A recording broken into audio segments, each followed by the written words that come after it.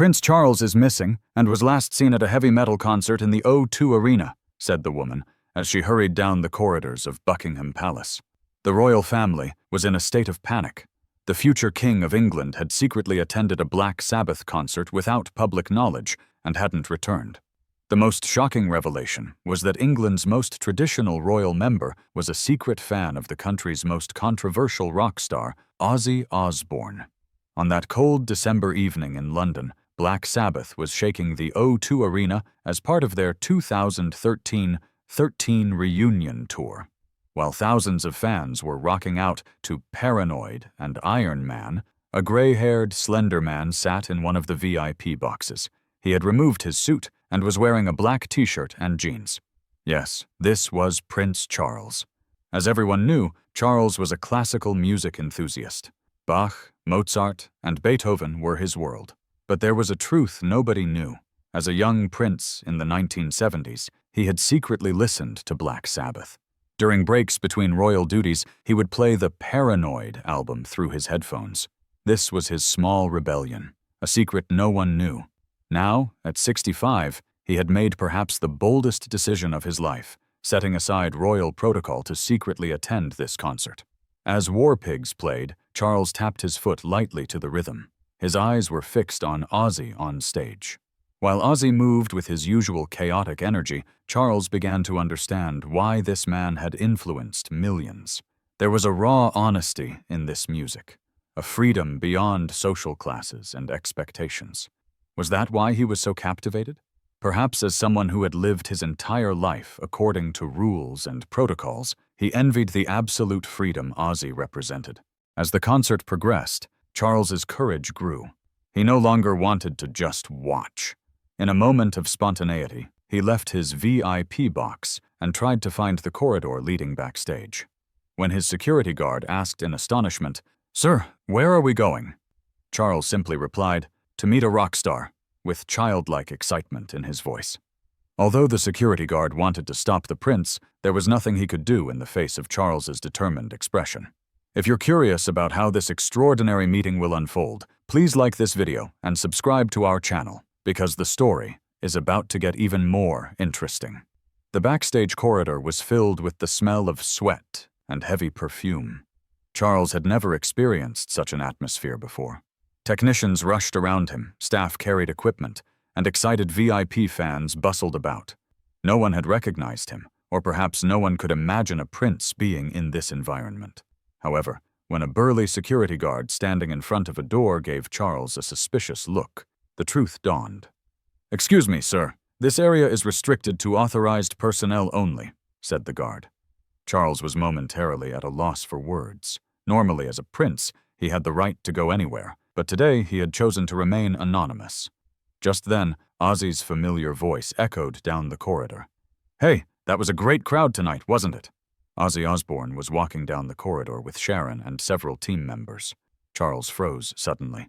Was he really about to see him?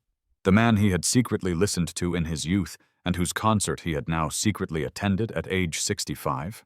As Ozzy approached, his eyes met Charles's for a moment. First surprise, then slight recognition, and finally complete shock. Ozzy stopped and looked at Charles carefully. "Bloody hell," he said, almost whispering. You're Prince Charles, aren't you?" Everyone in the corridor suddenly froze. Prince Charles at a Black Sabbath concert in Ozzy Osbourne's backstage area. The shocked expression on the security guard's face was priceless. Charles, with his characteristically formal yet warm smile, said, "Yes, Mr. Osbourne, thank you for this magnificent performance." Ozzy's eyes widened even further. "Sharon," he called out, grabbing his wife's arm. "Look who's here!" Prince Charles. Bloody hell, unbelievable. Sharon's typically composed professional demeanor momentarily faltered. The future King of England had come to her husband's concert and was now standing before them. Ozzy quickly composed himself and tried to bow, but the movement was somewhat exaggerated, and he nearly lost his balance. Charles immediately extended his hand. "Please, such formalities aren't necessary. Today, I'm here simply as a fan." Everyone in the corridor watched in amazement. The meeting of a prince and a rock star was a sight no one could have imagined. Two different worlds. two different cultures, standing face to face. Ozzy had calmed down a bit as he shook Charles's hand. "Your Highness, I never would have expected, that you would listen to our music, someone from the royal family." As his words became jumbled, Sharon stepped in. "Prince Charles, this is a great honor. Perhaps you'd like to join us in our dressing room?" This offer was the only way to rescue the awkward situation in the middle of the corridor. Charles gratefully accepted the invitation and found himself in Black Sabbath's dressing room. The room was in typical post-concert disarray, half-empty drink bottles, scattered towels, pieces of equipment. Feeling embarrassed in front of the prince, Ozzy said, "I apologize, Your Highness. It's a bit messy." But Charles's attention wasn't on the mess. It was fixed on the old Black Sabbath posters on the wall. "Birmingham concert, 1970, said Charles, pointing to a poster. "The tour for your first album. You're singing The Wizard in this moment, aren't you?" Ozzy and Sharon exchanged astonished glances. The prince had not only attended a Black Sabbath concert, but knew the band's history. "That's right," said Ozzy, unable to hide his amazement. You really are a fan?" Charles smiled slightly. "In my youth, when I felt crushed under the weight of protocol, your music gave me the courage to express myself. Of course, I never told anyone about this." Ozzy sat down in a chair, still in disbelief. "Prince Charles, a Black Sabbath fan. Bloody hell, no one would believe this." Sharon, with her characteristic practicality, immediately offered a drink. "May I get you some tea, Your Highness?" Charles politely accepted, and Ozzy asked for tea as well. A strange but genuine atmosphere began to develop in the room. When the tea arrived, Charles turned to Ozzy. "Mr. Osbourne, I'd like to confess something to you. Your songs, especially Changes, meant a great deal to me during difficult times in my life." This deeply moved Ozzy. Changes was one of Black Sabbath's most emotional, most vulnerable songs, a ballad accompanied by piano. Ozzy said, "That's quite surprising, Your Highness. Someone like you." He paused, and then continued more sincerely. "Actually, everyone has a story, don't they? Even though we're all born in different places, we share the same human emotions." Charles nodded. "Absolutely.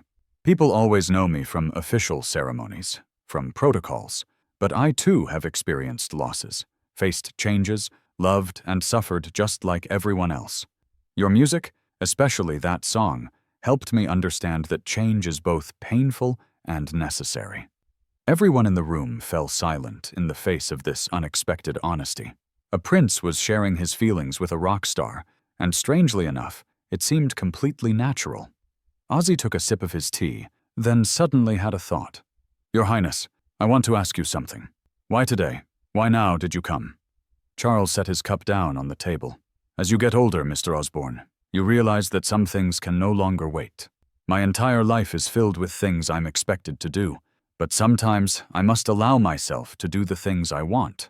Today, I did something I've wanted to do since my youth." These words touched everyone in the room. Prince Charles had created a small moment for himself, amidst all his official duties and responsibilities. This was the very essence of what Ozzy had advocated for years, an authentic life that challenges rules and expectations. Despite coming from two different worlds, in that moment they understood each other completely. As their conversation deepened, they began to discover similarities in each other's lives. Both had been forced to walk the path society had drawn for them, yet both had tried to find their own way. Ozzy had climbed to the top of the music world from a poor family in Birmingham. Charles, despite having a predetermined destiny from the moment of his birth, had tried to find his own voice in areas such as environmental protection and sustainable agriculture. "You know, Mr. Osbourne," said Charles, "people see us as very different, but in reality we both live under the weight of traditions." Ozzy nodded. "Yes, Your Highness, you're absolutely right.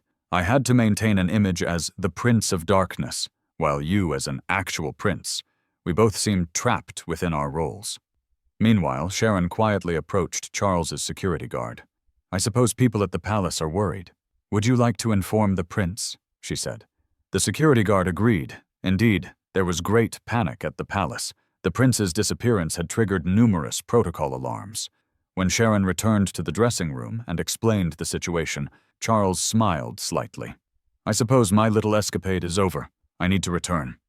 Ozzy stood up, with a genuine expression on his face. "Your Highness, you have honored us today.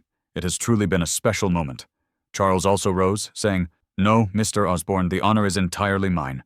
Your music has inspired me for years, and meeting you today, I will never forget this." The two men shook hands, but this time for longer. A strange but genuine bond had formed between them. Just then, Ozzy had an idea. "Your Highness, I'd like to give you something." He pulled a CD from his bag in the corner of the room, with his own signature on it. "This is a special copy of our new album 13.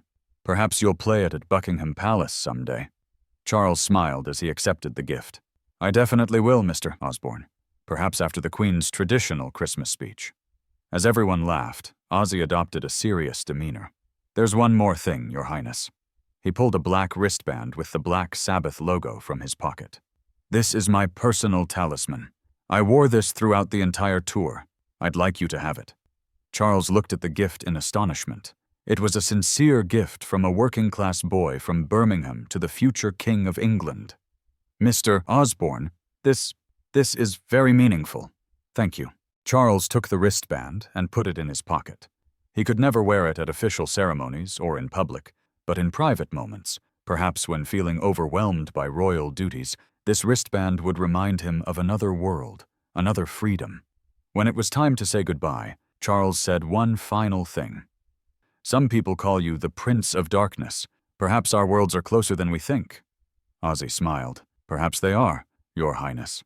Maybe we're all princes in our own way, carrying the weight of our own kingdoms." This was an idea that both would ponder for a long time. Charles left through the dressing room door, unaware that he would be headline news across all British papers the next morning. Together with his security guard, they departed as quietly as they had arrived. But their worlds were no longer the same. A prince had touched the freedom of rock and roll, and a rock star had understood the weight of nobility. Two worlds had met, if only briefly, and enriched each other. That night, when Prince Charles returned to his private chambers in the palace, the staff didn't dare ask where he had been. But they noticed that he seemed more relaxed, more at peace than usual. He carefully placed Ozzy's CD and wristband in his bedside drawer. Perhaps one day, while addressing a large crowd, he would carry this wristband in his pocket and silently reflect on the courage of a rock star from Birmingham. Meanwhile, on the tour bus, Ozzy turned to Sharon. "Did that really happen tonight? Did Prince Charles really come backstage?" Sharon smiled. "Yes, darling, it really happened." Ozzy shook his head, still in disbelief. "You know, Sharon, in all these years, I never would have guessed. A prince, listening to my music and finding something in it. It reminded me of something I'd forgotten for a long time, that music is one of the most powerful things that brings people together. Class, status, background, it all becomes meaningless." In the weeks that followed, various rumors circulated in newspapers and tabloids. Some claimed that Prince Charles had attended a Black Sabbath concert, but the palace neither confirmed nor denied these allegations. The story eventually faded from public memory, but that night continued to live in the hearts of the two men.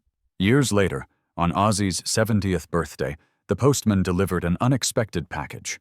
Inside was a special box sealed with the royal coat of arms. Ozzy opened the box with trembling hands, holding his breath. Inside was a photograph from that night, Prince Charles and Ozzy captured during their intimate conversation in the dressing room. On the back was a note in Charles's handwriting. "Dear Ozzy, all protocols and palace walls prove weak against the raw power of Black Sabbath. Whether from Birmingham or Buckingham, we are all searching for our own path. Happy birthday, noble friend." Ozzy put his hand to his mouth. To be called a noble friend by a prince was an honor the small boy from Birmingham could never have imagined. In 2023, at King Charles's coronation ceremony, some keen observers noticed an intriguing detail. Beneath the magnificent coronation robe, what appeared to be a black wristband could be glimpsed on the king's wrist. Palace officials remained characteristically silent, but those close to the king noticed that he occasionally played changes in his private chamber, softly humming along.